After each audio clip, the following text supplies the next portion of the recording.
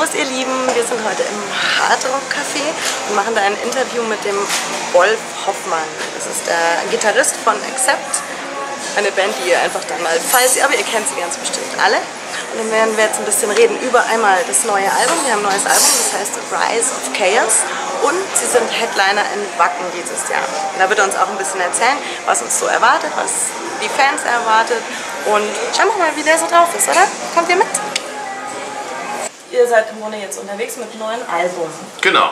Und das heißt Rise of Chaos. Cool, ne? Was hat es damit auf sich? Was hat es mit dem Titel auf sich? Was ja gut, zunächst ist der Titel nur ein Titel. Ich meine, der Titel hat irgendeinen Titel muss jedes Album haben und wir fanden den halt ansprechend, weil er quasi so ins Auge springt. Also dann ist es ja immer so, man schreibt Songs und irgendwie hat man dann eine Anzahl Songs und dann überlegt man, welcher von den Songs wäre jetzt ein geeigneter Albumtitel. Und in diesem Fall war halt Rise of Chaos, fanden wir passend, weil es so irgendwie ein bisschen für die Zeit spricht, in der wir gerade leben. Ne? Das Artwork, das ihr auf dem Album habt, wer hat das gemacht? Was habt ihr euch dabei gedacht? Das kam von einem Digital Artist, wie man heutzutage sagt. Der kommt aus Ungarn und der hat schon für uns das Stage-Set designt. Wir hatten gerade auf der letzten Tour so ein ähnliches Stage-Set und dachten, Mensch, das sieht ja klasse aus. Da müssten wir mehr mitmachen. Und als dann der Titel Rise of Chaos im Raum stand, haben wir gesagt, hey, nimm doch das Ähnliche, so eine Industrielandschaft und verfremde die doch einfach. Habt ihr das jetzt dann, wenn ihr jetzt live spielt, also ihr spielt ja jetzt dann auch Wacken? Ja, ja. Schaut es da wieder so aus auf der Bühne oder wie? Kann ich ja noch nicht verraten, das ist ja noch ein Riesengeheimnis. Okay. Wacken, das wird ja schon eine krasse Nummer. Also da machen wir tatsächlich 3 Shows in einer, sozusagen. Okay. Also die Show besteht aus 3 Elementen. Erst kommt Accept, wir stellen dann neue Songs vor von dem neuen Album. Danach kommt dann ein Segment Headbanger Symphony zum ersten Mal, also meine Soloscheibe wird zum ersten Mal live vorgestellt mit großem Orchester, 50-Mann Orchester. Und dann ganz zum Schluss kommt Accept und spielen Accept-Songs mit dem Orchester zusammen. Ihr schreibt ja die ganzen Songs auch selber? Ja. In erster Linie? Ja, ja. Oder wie schreibst du auch? Schließt du dich weg und sagst, okay, jetzt brauche ich total Ruhe oder passiert das doch schon. Beim Fahren und ja, dann selten, rein? Selten. Nee, letztendlich ist es ja doch viel Arbeit und man braucht Ruhe und viele Stunden Zeit, also viele Tage und Wochen gehen dahin, wo man quasi sich auch darauf konzentrieren muss. Wir schreiben viel alleine, also ich sitze oft da und mache mir Notizen sozusagen musikalischer Natur und Peter macht das auch und dann spielen wir uns unsere ersten Ideen vor und darauf bauen wir dann gemeinsam auf und basteln daraus die ersten Grundbausteine der Songs.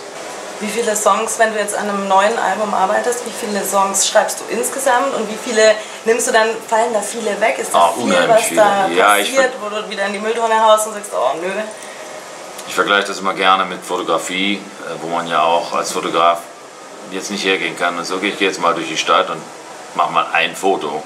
Und kommt dann nach Hause und habt das, also man macht ja doch ganz viele und sucht danach dann das Beste aus und hat dann vielleicht eins oder mehrere. Und so ist es beim also beim Songschreiben letztendlich auch.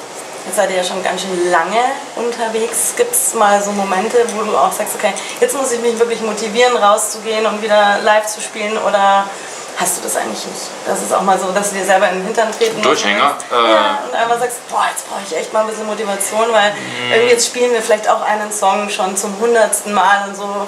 Kannst du den dann noch selber hören oder sagst du? Das kommt eigentlich immer darauf an, wie das Publikum reagiert.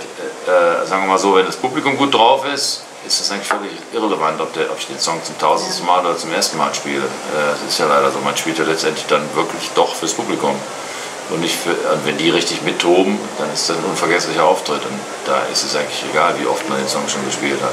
Witzigerweise ist es manchmal so, gerade an den Tagen, wo man denkt, heute könnte ich auch mal lieber im Bett bleiben oder Fernsehen gucken oder irgendwas. Aber die Auftritte sind dann meistens besonders geil. Also man kann es immer gar nicht so sagen. Jeder Auftritt ist irgendwie letztendlich ein bisschen anders. Gab es schon mal so richtig große Pannen?